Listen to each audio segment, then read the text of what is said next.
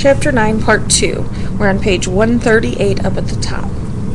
Nearly a year later, Washington and Count Jean B. de Rochambeau, the general commanding the French troops, began planning a real attack on New York. The plan was based on the belief that Admiral François de Grasse's powerful French fleet, with 3,000 troops, was heading from France to New York to aid in the attack. Then in August 1781 came a report that de Grasse had decided instead to sail to Chesapeake Bay to fight British forces in Virginia. Washington and Rochambeau rapidly changed their plan. They would head south to Virginia with the goal of trapping Cornwallis's troops gathering at Yorktown, near the mouth of Chesapeake Bay. Meanwhile, reports about a looming Washington-Rochambeau attack on New York City spread through Clinton's spy network. One of Clinton's best agents, David Gray, provided him with many details about the preparations for an attack. What Clinton did not know was that Gray was a double agent whose information came directly from Washington. The spymaster knew from his own network that Clinton already had much of the intelligence anyway, so Washington decided to give Gray even more bits of truth to ensure that Gray would be trusted by his British handlers. British agents sent numerous reports to their case officers, tracking the French as they set out from Rhode Island to join up with the Americans. The deception plan called for the French and American armies to seem to be forming an attack on New York. The real plan was for the two armies to link up in New York, but then actually head south to Virginia. The British captured an American courier and found documents, deliberately planted, that added to Clinton's belief that New York was the American-French target. Clinton ordered General Cornwallis in Virginia to send reinforcements to New York, a move that weakened Cornwallis's force. For a while, even American troops believed they were going to attack New York. Officers ordered them to clear and repair roads to the city. One regiment in New Jersey marched toward Staten Island. "If we do not deceive our own men," Washington later wrote, "we will never deceive the enemy." He himself joined in the deception by asking a farmer questions about Staten Island, and then, acting as if he'd accidentally allowed information to pass, he said that his words should be treated with the most profound secrecy. Washington knew that just the opposite would happen because the farmer was a Tory who would quickly report the conversation to British officers. Washington left a small force at his New Jersey headquarters and marched southward, while still making moves that indicated he was planning to attack New York by taking Staten Island, then crossing into Manhattan. He had a great many boats rounded up so that British agents could see preparations for the invasion of Manhattan from Staten Island. In Chatham, New Jersey, he set up a big camp, complete with a bakery large enough to supply bread to an army. To Clinton, this was proof that Washington was establishing a base camp for his assault on New York. Rochambeau's son, a colonel, broke security by telling his girlfriend that the American-French force was heading for Chesapeake Bay, where they would meet up with more French forces. The girlfriend was one of the best spies the British had, but fortunately for Washington, when her report reached Clinton, he did not believe it. Washington had another purpose for heading south. He was still determined to capture Benedict Arnold, whose loyalists were on a rampage in Virginia, looting Richmond and raiding communities where Patriot supplies were stored.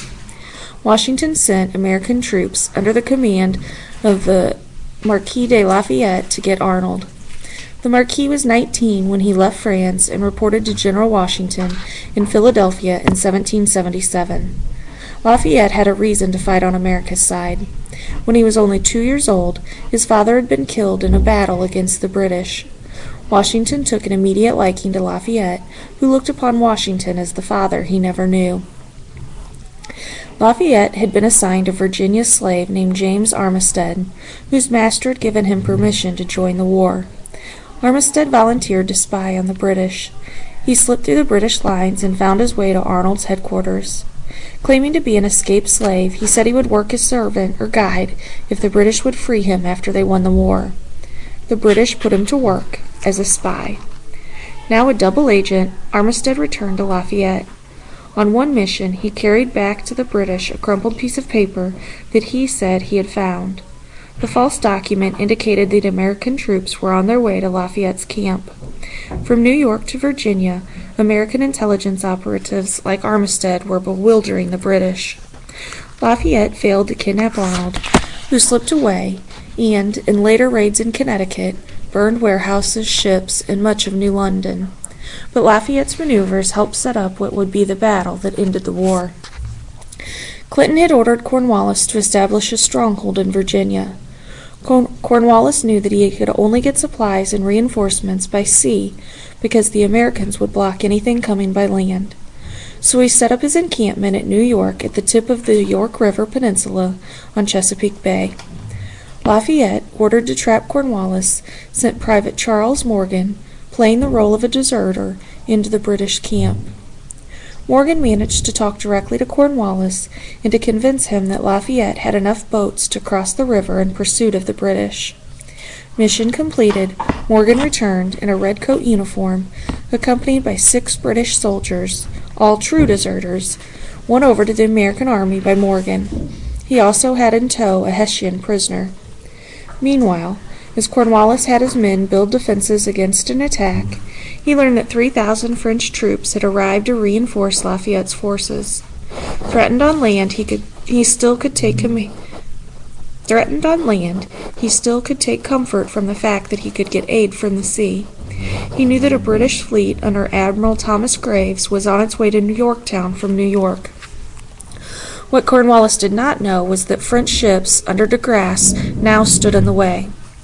Graves's fleet could not reach Cornwallis without first breaking through the French fleet. On September 5, 1781, Admiral Graves' 19 warships reached the mouth of the Chesapeake. De Grasse's fleet of some 24 ships sailed out of the bay to give battle. Fighting and maneuvering continued for days, with Admiral Graves giving orders by signal flags that sailors raised aloft on his flagship. Finally, Graves, realizing he could not win, gave the order to leave. His battered fleet limped back to New York. Washington, Rochambeau, and Lafayette all met in Williamsburg on September 14th. A few days later, the main army, which had sailed down Chesapeake Bay, arrived. The combined force marched to Yorktown.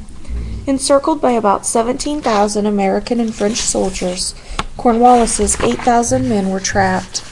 The siege lasted 2 weeks. On October 19th, Cornwallis surrendered, ending the last major battle of the Revolutionary War. The surrender led to talks that ended the war in 1783. Back in the darkest days of 1776, Washington had written, "There is one evil I dread, and that is, their spies." Out of that dread had come George Washington, Spymaster. He built and ran an intelligence operation that helped him outwit his foe and win the war. Even in that last battle, he'd been well served by what he called the honest, sensible, and diligent men of America's first intelligence service. Agents managed to intercept Cornwallis's encrypted reports to Clinton during the siege of Yorktown, and James Lovell cracked the code that Cornwallis used. These dispatches gave Washington valuable information about the ever-worsening condition of Cornwallis's army. In the battle between the British and French fleets in Chesapeake Bay, thanks to Washington's agents, the French may have been reading Admiral Graves' flag signals. Navy sent messages to each other by flags, which were visible for miles when hoisted high above the ships. The meaning of the flag signals, a certain flag or set of flags for commands such as attack or hold your fire, was a secret known only to those who had flag codebooks. Remember James Rivington, the New York Tory who printed the pro-British Gazette and spied for Washington? Some historians believe that Rivington managed to get his hands on a copy of the flag signal codebook, which he passed on to one of Washington's best operatives, the daring Allen McLean. Then, according to the handed-down story, McLean managed to somehow deliver the codebook to Admiral de Grasse, enabling him to foresee British maneuvers and win the sea battle. Details of Rivington's exploits, founded more on legend than on fact, remain mysterious. One theory makes him a British agent who decided to spy for the Americans after he saw what they would probably win in the war. When George Washington triumphantly entered New York City at the end of the war, he is said to have given Rivington a bag of gold, the typical payment to a hired spy who works for gold, not out of patriotism. Washington also stopped by the tailor shop of Hercules Mulligan and ordered a suit of civilian clothes. Mulligan thereafter called himself clothier to General Washington, but the tailor did not advertise his other service to the general, and he did not take a bag of gold. Other spies, including members of the Culper Ring, also kept their deeds secret, some for a lifetime, obeying the words of their spymaster.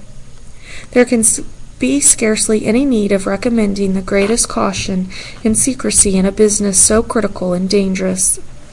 That caution and secrecy kept many spy stories from ever being made public. The names of many patriots in the spy war will never be known, but it is no secret that they helped win the Revolutionary War. Nor is it a secret that George Washington was their superb spymaster. His skills were recognized by none other than Major George Beckwith, the head of British intelligence operations in America at the end of the war. Beckwith later noted, "Washington did not really outfight the British, he simply outspied us."